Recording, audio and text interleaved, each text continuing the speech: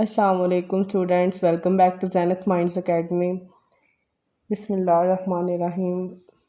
बच्चों, कैसे हो आप लोग? से तबीयत ठीक है?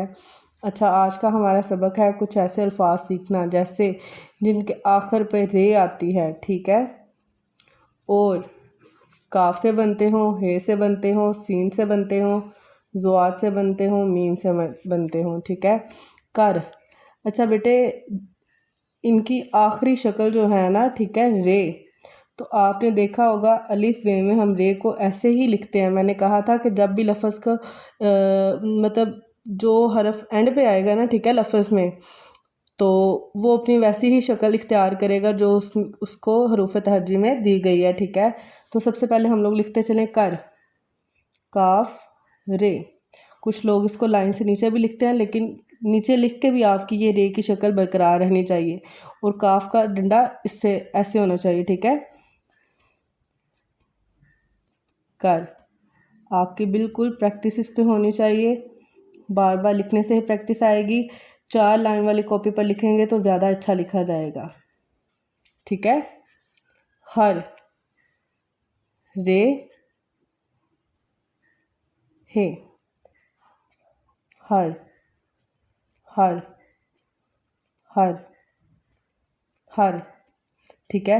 जब हम सीन के साथ लिखते हैं तो सीन का एक सीगा बड़ा, छोटा।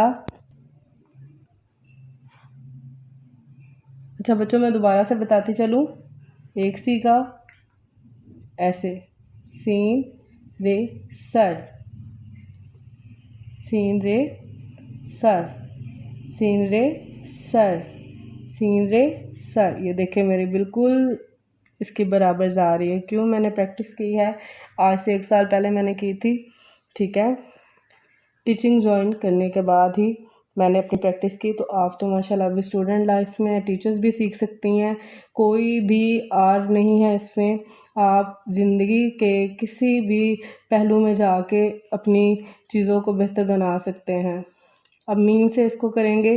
मीम, मीम की शक्ल मैंने कल भी बताई थी आप लोगों को, आज फिर बताती चलूँ।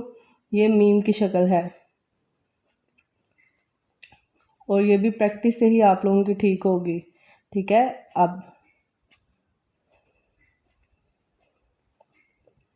ठीक है, मीम रे मर, ये कहाँ पे यूज़ होता है?